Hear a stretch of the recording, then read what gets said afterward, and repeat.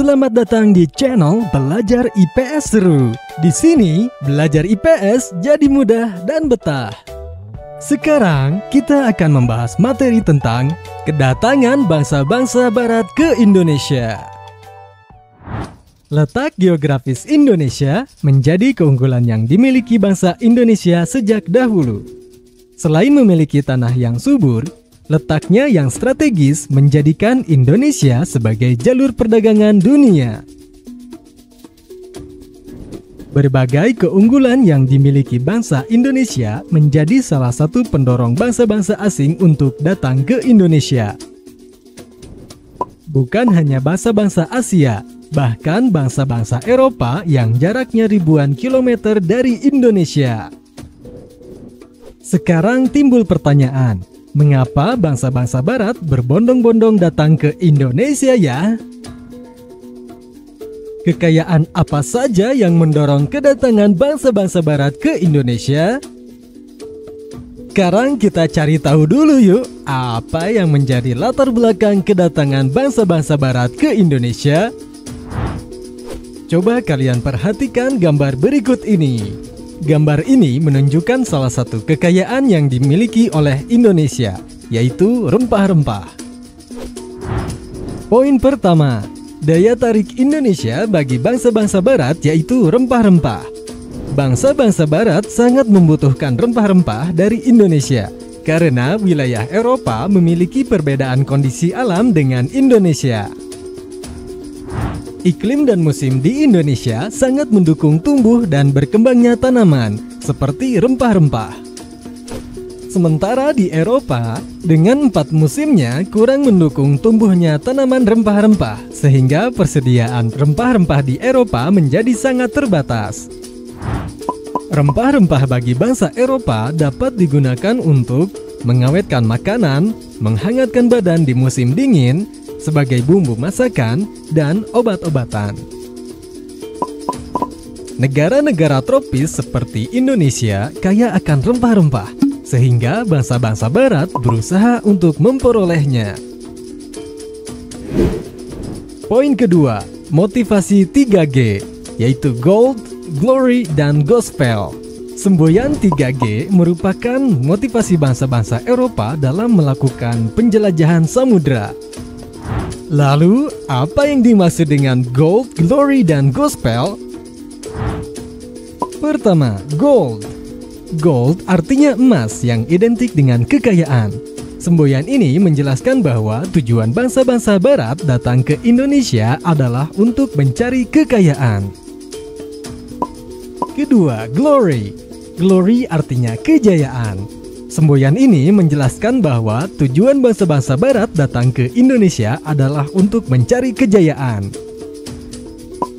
Ketiga, Gospel. Gospel artinya menyebarkan agama. Bangsa-bangsa barat berkeinginan untuk menyebarluaskan atau mengajarkan agama Nasrani ke bangsa-bangsa Asia, Afrika, dan Amerika Selatan. Poin ketiga, terjadinya revolusi industri. Revolusi industri adalah pergantian atau perubahan secara menyeluruh dalam memproduksi barang. Dari yang sebelumnya menggunakan tenaga manusia dan hewan menjadi tenaga mesin. Penggunaan mesin dalam industri menjadikan produksi lebih efisien, ongkos produksi dapat ditekan, serta barang dapat diproduksi dengan jumlah yang besar dan dalam waktu yang cepat. Berkembangnya revolusi industri menyebabkan bangsa-bangsa barat memerlukan bahan baku produksi lebih banyak. Mereka juga memerlukan daerah pemasaran untuk menjual hasil-hasil industrinya. Salah satu hasil revolusi industri adalah penemuan mesin uap. Penemuan mesin uap dapat dijadikan mesin penggerak perahu yang merupakan teknologi baru pada masa tersebut. Perahu dengan mesin uap merupakan penemuan yang sangat penting pada masa revolusi industri yang mendorong penjelajahan bangsa-bangsa barat. Sekarang, mari kita cari tahu bagaimana kronologis kedatangan bangsa-bangsa barat ke Indonesia. Coba kalian amati peta rute perjalanan bangsa-bangsa barat ke Indonesia ini. Setelah kita amati peta tersebut, Kita jadi tahu bahwa selain Belanda, bangsa-bangsa barat yang pernah datang ke Indonesia pada masa penjajahan adalah Portugis, Spanyol, dan Inggris. Mari kita cari tahu kronologisnya. Pertama, kedatangan bangsa Portugis di Maluku. Perjalanan bangsa Portugis mencari rempah-rempah diawali dari kota Lisabon di Portugis. Pada tahun 1486, Bartolomeu Dias melakukan pelayaran pertama menyusuri pantai barat Afrika. Ia bermaksud melakukan pelayaran ke India, namun gagal. Kemudian, Portugis mencapai Malaka pada tahun 1511 di bawah pimpinan Alfonso de Albuquerque.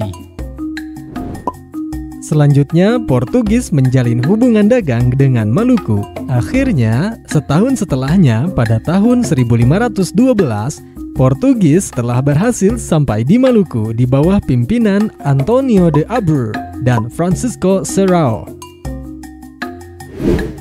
Kedua, ekspedisi bangsa Inggris. Untuk memperkuat pengaruh ekonominya, Inggris membentuk persekutuan dagang yang diberi nama EIC atau East India Company. Di dalamnya bergabung para pengusaha Inggris. Walaupun Inggris tiba di Kepulauan Nusantara, pengaruhnya tidak terlalu banyak seperti halnya Belanda. Hal ini disebabkan karena EIC terdesak oleh Belanda, sehingga Inggris menyingkir ke India atau Asia Selatan dan Asia Timur. Ketiga, kedatangan bangsa Belanda ke Jayakarta atau yang kita kenal saat ini dengan Jakarta. Seorang pelaut Belanda yang bernama Cornelis de Houtman memimpin ekspedisi ke Indonesia. Pada tahun 1595, armada yang dipimpin oleh de Houtman mengarungi ujung selatan Afrika. Selanjutnya terus menuju ke arah timur melalui Samudra Hindia.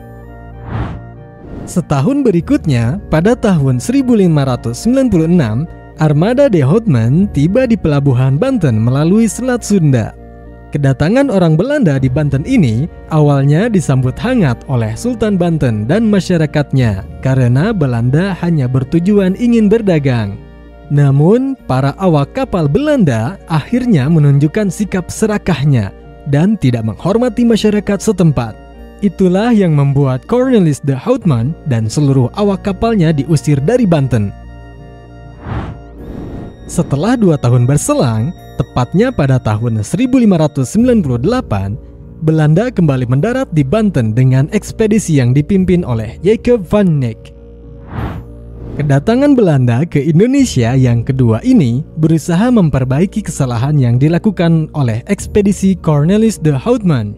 Kali ini Belanda lebih ramah, sehingga mereka disambut dengan baik dan kemudian mereka diizinkan oleh penduduk setempat untuk berdagang. Pada pelayaran kedua ini, mereka berhasil mendapatkan rempah-rempah yang sangat banyak dan membawanya kembali ke Belanda. Kesuksesan Belanda pada pelayaran kedua ini membuka kerjasama perdagangan rempah-rempah antara Belanda dengan Indonesia, yang kemudian disusul oleh ekspedisi-ekspedisi Belanda lainnya ke Indonesia. Dengan makin banyaknya pedagang Belanda di Indonesia, maka muncullah persaingan di antara para pedagang, baik antara pedagang Eropa maupun pedagang yang berasal dari Belanda itu sendiri. Akhirnya, untuk mencegah persaingan yang tidak sehat di antara para pedagang, pada tahun 1602, Belanda mendirikan persekutuan dagang yang bernama Verenigde Oost-Indische Company atau lebih dikenal dengan VOC. VOC merupakan gabungan dari beberapa perusahaan dagang Belanda. Pada mulanya, Gubernur Jenderal VOC yang pertama yaitu Peter Both mendirikan pusat perdagangan VOC di Ambon, Maluku. Namun, kemudian pusat dagang dipindahkan ke Jayakarta atau Jakarta karena VOC memandang bahwa Jawa lebih strategis sebagai lalu lintas perdagangan. Selain itu, Belanda ingin menyingkirkan saingan mereka yaitu Portugis yang berkuasa di Malaka. Kemudian, Pangeran Jayakarta, seorang penguasa kota pelabuhan Jayakarta, yang menjabat sebagai wakil dari Kesultanan Banten memberi izin kepada VOC untuk mendirikan kantor dagang di Jayakarta. Selain memberikan izin kepada VOC, Pangeran Jayakarta juga memberikan izin pendirian kantor dagang kepada EIC atau Inggris. Kebijakan ini membuat Belanda merasa tidak menyukai Pangeran Jayakarta. Gubernur Jenderal VOC pada saat itu yaitu Jan Pieter Zoon Koen membujuk penguasa Kesultanan Banten untuk memecat Pangeran Jayakarta sekaligus memohon agar izin kantor dagang Inggris EIC dicabut. Akhirnya, pada tanggal 31 Mei 1619, keinginan VOC dikabulkan Sultan Banten. Momentum inilah yang kemudian menjadi mata rantai kekuasaan VOC dan Belanda di Nusantara pada masa berikutnya. VOC menikmati keleluasaan dan kelonggaran yang diberikan oleh penguasa Banten. Seiring waktu, Jayakarta oleh VOC diubah namanya menjadi Batavia.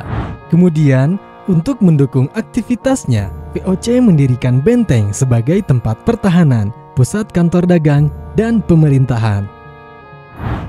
Pengaruh VOC di Indonesia menjadi semakin kuat dengan dimilikinya hak istimewa atau hak oktroy yang diberikan oleh Parlemen Kerajaan Belanda.